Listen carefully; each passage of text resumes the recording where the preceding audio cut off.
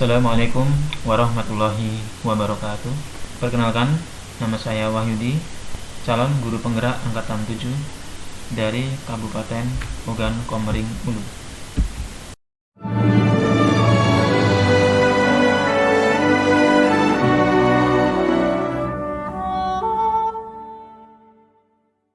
Baik, pada kali ini saya akan memaparkan koneksi antara materi, kesimpulan, dan refleksi pemikiran Ki Hajar Dewantara pada modul 1.1. Adapun yang akan saya sampaikan nanti, yang pertama ada kesimpulan dan penjelasan mengenai pemikiran-pemikiran Ki Hajar Dewantara. Kemudian ada 3 pertanyaan pemantik yang nanti akan saya sampaikan lewat pemaparan ini. Baik, jadi yang pertama, kesimpulan mengenai pemikiran Ki Hajar Dewantara, bahwa pendidikan berarti daya upaya untuk memajukan budi pekerti, baik itu karakter, kekuatan batin, pikiran, dan jasmani anak-anak yang selaras dengan alam dan masyarakatnya. Kemudian tujuan pendidikan menurut Ki Hajar Dewantara adalah menuntun segala kodrat yang ada pada anak-anak agar mereka dapat mencapai keselamatan dan kebahagiaan yang setinggi-tingginya, baik sebagai manusia maupun sebagai anggota masyarakat. Kemudian dalam menuntun laku dan pertumbuhan kodrat anak, peran pendidik di sini seperti seorang petani. Jadi anak-anak itu seperti biji tumbuhan yang disemai dan ditanam di lahan yang telah disediakan. Anak-anak ini bagaikan bulir-bulir jagung yang ditanam. Bila biji jagung ditempatkan di tanah yang subur, perawatan yang baik, maka meskipun biji jagung adalah bibit yang kurang baik, maka akan dapat tumbuh dengan baik karena perawatan tersebut.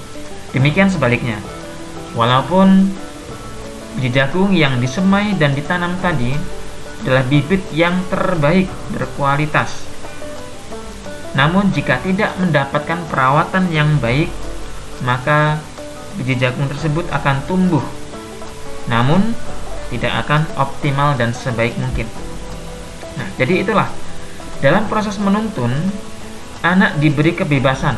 Nah, namun peran pendidik sebagai pamong dalam memberi tuntunan dan arahan agar anak tidak kehilangan arah dan membahayakan dirinya. Seorang pamong dapat memberikan tuntunan agar anak dapat menemukan kemerdekaannya dalam belajar. Nah, kemudian pemikiran Ki Hajar Dewantara dalam dunia pendidikan. Yang pertama ada trilogi pendidikan, yakni ing ngarso sung tulodo, ing madya mangunkarso, dan tuturi handayani, yakni jika di depan harus memberikan contoh atau menjadi panutan, jika di tengah maka harus membangun semangat ataupun ide, dan jika dari belakang maka harus memberikan dorongan. Kemudian yang kedua, menuntun anak untuk mencapai kodratnya, yakni berhubungan dengan kodrat alam dan kodrat zaman. Kemudian yang ketiga, pembelajaran itu harus berpusat pada anak. Yang keempat, ada asas trikon, yakni kontinuitas, harus bergerak dan berpikir maju tanpa melupakan sejarah dan nilai budaya yang dimiliki oleh bangsa Indonesia. Dan yang kelima ada budi pekerti, yakni mencakup cipta, rasa, dan karsa. Kemudian yang keenam, pendidik itu sebagai penuntun, yakni anak diberi kebebasan, namun pendidik sebagai pamong harus memberi tuntunan dan arahan agar anak tidak kehilangan arah dan membahayakan dirinya. Nah, kemudian ada pertanyaan pemantik. Yang pertama, apa yang Anda percaya tentang murid dan pembelajaran di kelas sebelum Anda mempelajari modul 1.1? Jadi sebelum Mempelajari modul 1.1, ini yang ada dalam kepercayaan saya, yakni bahwa anak ini bagaikan kertas kosong yang bisa ditulisi dengan sekehendak hati oleh guru. Padahal sejak lahir, anak memiliki potensi yang berbeda-beda. Kemudian yang kedua, guru selalu yang aktif dalam kegiatan belajar mengajar di kelas, karena gurulah pusat dari kegiatan pembelajaran. Dan yang ketiga, dalam ketercapaian materi pelajaran, maka yang diukur adalah nilai harus tuntas sesuai dengan RKM. Yang keempat, yang diukur dalam pembelajaran hanya aspek nilai pengetahuan. Yang kelima, menuntut siswa agar tuntas dan menjadi bisa dalam semua mata pelajaran. Dan yang terakhir, ketika pembelajaran dalam kelas, itu saya selalu melarang untuk menggunakan perangkat Android, karena itu biasanya mengalihkan perhatian siswa. Nah, kemudian apa yang berubah dari pemikiran ataupun perilaku setelah mempelajari modul ini? Yakni yang pertama, saya selalu melihat karakter kelebihan siswa sesuai dengan bakat dan potensinya masing-masing. Jadi bahwa siswa itu lahir dengan memiliki kelebihan dan kekurangan yang berbeda-beda.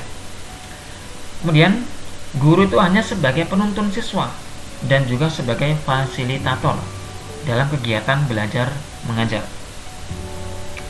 Selanjutnya, pembelajaran itu harus berpusat pada siswa. Jadi tidak hanya guru yang mengajar aktif, tapi siswa juga harus aktif dalam kegiatan belajar mengajar. Kemudian nilai itu bukan penentu satu-satunya dikatakan bahwa murid tersebut itu berhasil. Namun, harus mengutamakan pendidikan karakter dan budi pekerti yang harus dimiliki oleh siswa. Jadi harus ditanamkan oleh guru. Kemudian yang terakhir, ketika kegiatan pembelajaran tertentu, jadi dapat memanfaatkan penggunaan perangkat teknologi seperti HP Android. Kemudian apa yang dapat segera saya terapkan agar pelaksanaan kegiatan belajar mengajar di kelas itu dapat mencerminkan pemikiran Ki Hajar Dewantara? Yang pertama, saya menerapkan pembelajaran yang menyeimbangkan aspek kognitif, afektif, dan psikomotor. Dan yang kedua, menerapkan sistem AMONG berupa menuntun siswa dalam kegiatan belajar.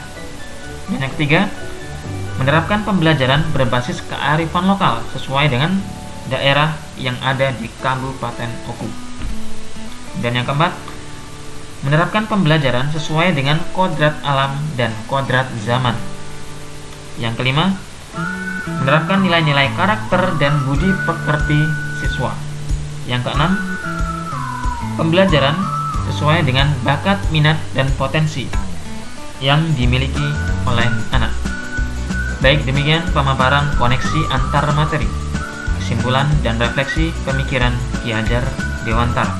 Salam guru penggerak, merdeka belajar, Indonesia maju.